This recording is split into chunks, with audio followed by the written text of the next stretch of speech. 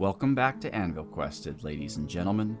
I'm Marcus Aurelius, and we are being visited by a human diplomat. This is the first time a human diplomat has visited us here at Anvilquested, so it's quite an interesting occasion. It is the 10th day of the 3rd month of the 158th year since the world began, the 9th year of Anvilquested. But before we find out what this human diplomat has for us, let's profile a dwarf.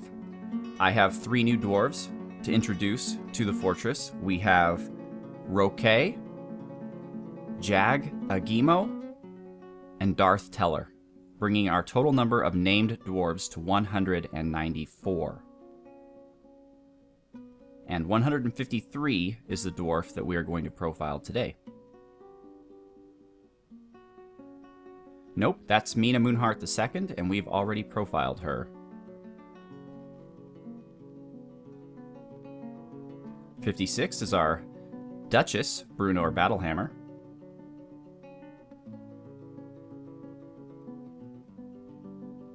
126 is actually Caboose, who unfortunately is dead, so won't be a very good profile. Okay, there is a number 74. That's great. Number 74 is Jan. So let's take a look here. Jan. Jan is storing an item in a stockpile.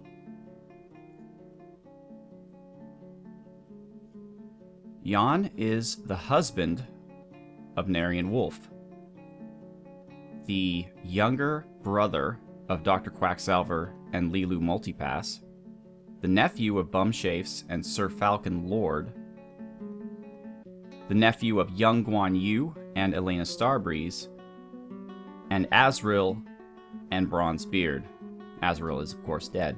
That's why we have Azrael too. Also Infinite and Alpha Blades. He is the uncle of Atlu Multipass, which... Yeah, what? Yeah, right, because it's his older sister's child. There we go, yeah.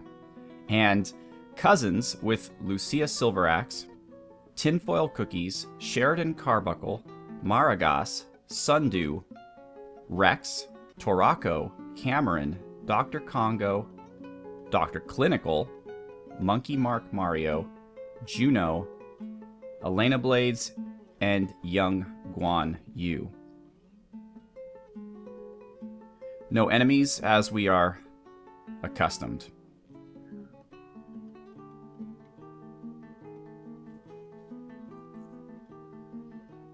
Okay, Jan Akilshem, or Jan Pointy Plank, is a dwarf of 87 years old in the unassigned caste.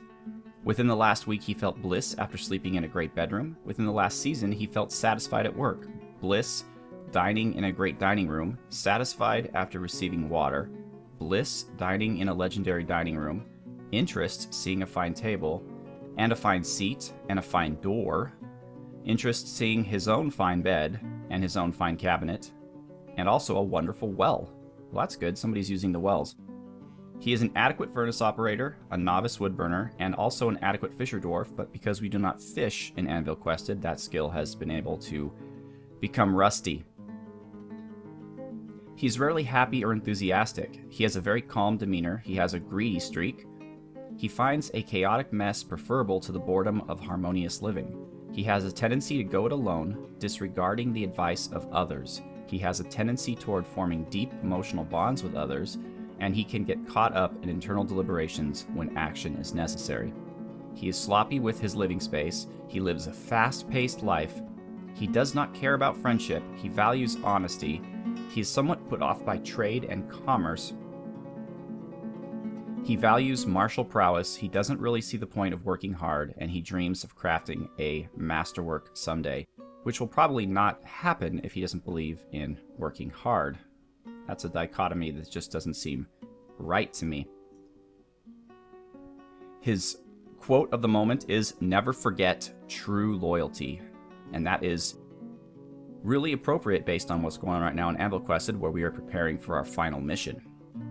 He is muscular, his sideburns are clean shaven, his long mustache is neatly combed, his very long beard is neatly combed, his long hair is arranged in double braids, his nose bridge is very convex, his free-lobed ears are very short, his copper skin is wrinkled, his eyelashes are short, his copper eyes are slightly sunken, and his hair is chestnut with flecks of gray. So he's getting a little old, I suppose. He likes, or Jan likes, talc, nickel, red pyrope, giant peregrine falcon leather, gauntlets, and windows. When possible, he prefers to consume river otter and quinoa beer. He absolutely detests leeches. And that is Jan. Okay. So while the human diplomat makes his way to, I believe, Brunor Battlehammer, let's talk about some things that have happened in the fortress since the last time we had an episode. First of all, Elena Blades named her shield.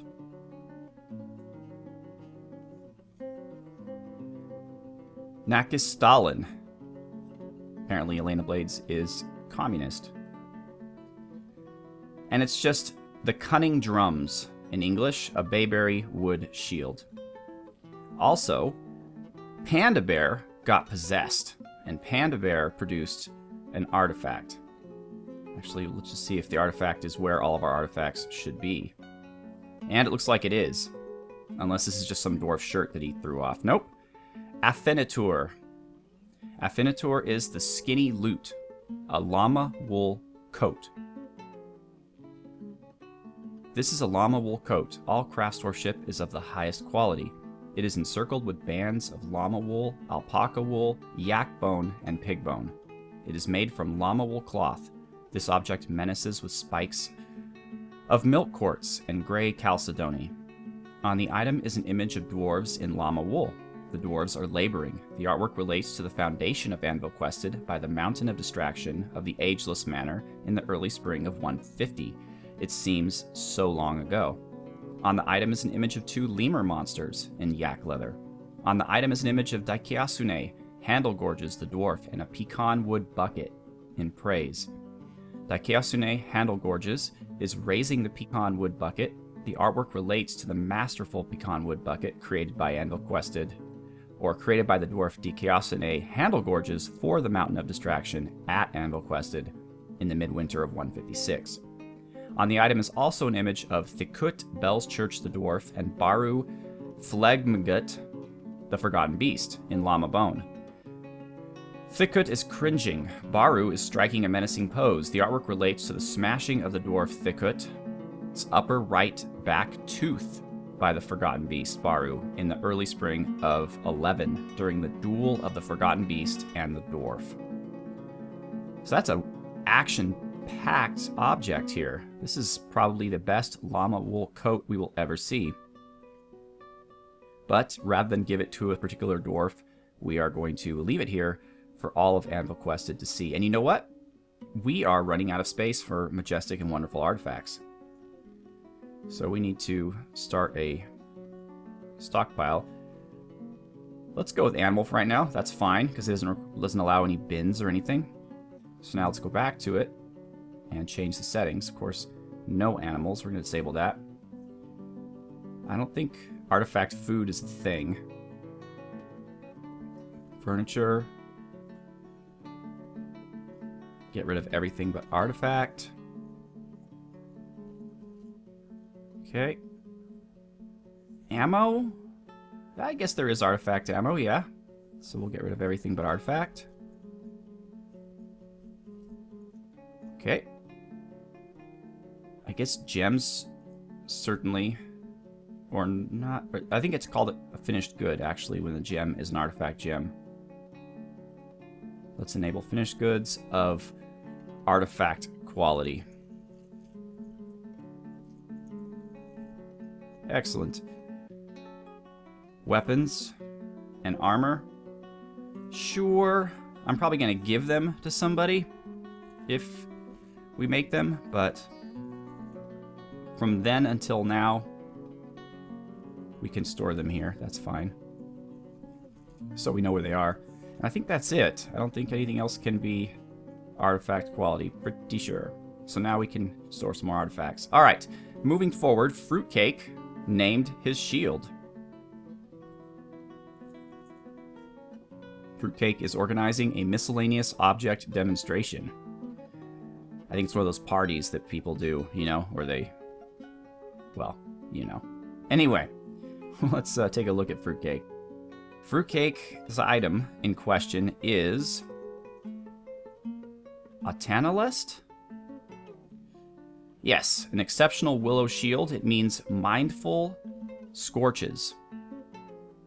I like it, because it will protect Fruitcake from mindful scorches of fire-breathing enemies, such as the worm that attacked us earlier. And finally, Ronan Copperblade has named his steel shortsword. He's in an individual combat drill right now, utilizing his shortsword, which is Sobir Borlon de Gakam, or Released Severe, the even... Nope, that's his shield. We've already seen that one. Nope, this is Bekar Tadar, which means the Dipped Mortality. Oh, that's an awesome name for a short sword, yeah. Exceptional steel short sword. So here's the thing. If you haven't been paying attention to the comments in the videos, unfortunately the game has changed in a way that I'm not pleased with from the previous version. In the previous version, all a dwarf would need to do is kill 5 things, and that dwarf would gain a nickname. Just like the way they nickname their items. So the dwarf could be, like, for instance, I had one once called the Slow Roses of Tribute, or some cool random nickname. Well, it has been changed now so that a dwarf only gets a nickname if they get 5 quote-unquote notable kills. And a notable kill is only a named enemy. It doesn't even matter if that enemy is a dragon. If that dragon has not killed anyone and doesn't have a name, killing that dragon will not make that dwarf closer to getting a nickname. Now, this is really unfortunate because out of all the invasions that we have had, only a couple of the goblins have been considered notable kills. Our Forgotten Beasts are considered notable kills. The Were creatures are considered notable kills. But the fact of the matter is we have a humongous military. We have like 50 people in our military. So the odds of any one of them killing 5 notable creatures is very low. And as a result, we probably will not be seeing a lot of dwarves with cool nicknames, if we see any of them, which is a real shame. It doesn't improve them in any way in terms of their fighting prowess or ability. It's just a really cool kind of thematic thing that I enjoy. As you know, I enjoy the story and the history elements more than I do the gameplay for the most part. So also, we have some new items here, which I'm... Oh yeah, right, just K. So engraved on the wall is a superiorly designed image of dwarves by Ray Joseph. The dwarves are laboring. This is the foundation of Anvilquested. This one is by Ray Joseph again, and it's Izeg Kalskunk, the Willful Yell, the Rock, who we have yet to meet. This is Captain Communism's work, and it's a... Oh, I'm sorry, no, this is Ray Joseph's work of Captain Communism and a chicken bone scepter. It's Captain Communism creating an amazing, masterful chicken bone scepter. This is another Ray Joseph joint. The dwarves are traveling. This is another foundation of Anvilquested. So Ray Joseph pretty much had that whole pillar. Here we have Zigomantus II Augustus, another picture of Captain Communism. And this time, Captain Communism is raising a goat bone ring. So Captain Communism, if you'll recall, is our legendary bone crafter. And apparently this year is an important year for him because everybody's engraving him all over the place. This one's Zigomantus II Augustus. It's an engraving of the foundation of Anvilquested. This is by Zigomantus, and it's an image of surreal beliefs raising a short sword. That's cool. And finally, Zigomantus II Augustus is engraving an image of Canil Girl Dresses, the human, and Alath Lord Paint, the dwarf. And the human is striking down... I'm sorry, the dwarf is striking down the human and it relates to a battle, a duel, I guess, in the Grand Walls in the late summer of 155 during Boslu Tutu, the Scabrous Onslaught. So those are the engravings that we have seen for this year. Those are our wood bolts that our new guys are taking care of. Alright, so let's see if this human diplomat makes it safely into Anvilquested. Probably he will, but if there's a hidden goblin raiding party, although you'd think we'd see them. What with our dog? Oh, and we're slaughtering everything. I'm tired of the FPS drain of having animals, and because we're getting a lot of good stuff from the homelands, we don't really need them, so we're on a mass killing campaign. Okay, human diplomat, we're gonna follow you. Let's see what you're about. He brought 2 guards with him. What looks like a crossbowman or a bowman and a spearman. Now, the interesting thing about human diplomats... Oh, here comes the human caravan. The interesting thing about human diplomats is any traps that they see, you are no longer able to use on them. So if the humans were to attack me, they would be able to bypass all of my traps. Now, he walked in the front door, and as a result, he did not see any of our traps. So that's not as big of a problem. Okay. We are still following him. He must be looking for Duchess Battlehammer. I mean, he might talk to Surreal Beliefs. I'm not entirely sure. You would think that, however, he would want to meet with the actual Duchess. His name is Renal Amothlide. He is a lawgiver, which is a high-ranking position in human civilization. He currently appears lost, however. He went to see the great project that we created to see if we could grow mushroom trees underground. The project itself was a failure, but I'm sure the view from our cafe is quite exceptional. And he wanted to take a look at that. I don't blame him.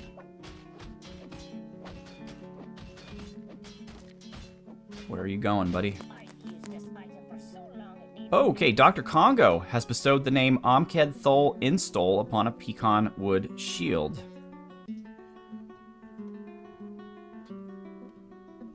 Let's take a look at that.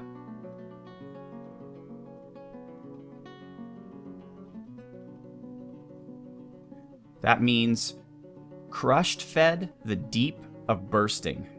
Good job, Dr. Congo. That's quite the name. I approve. Oh, look! There is Duchess Battlehammer. So apparently, the diplomat is not looking for her, but rather Surreal Beliefs. But isn't that Surreal Beliefs right there? That is. So at this point, I'm not quite sure what the diplomat is doing. I think he's just spying on us.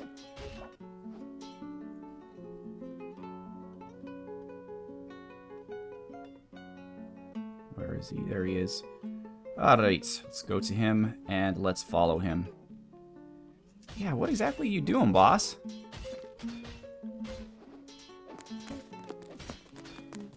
Now he's coming back.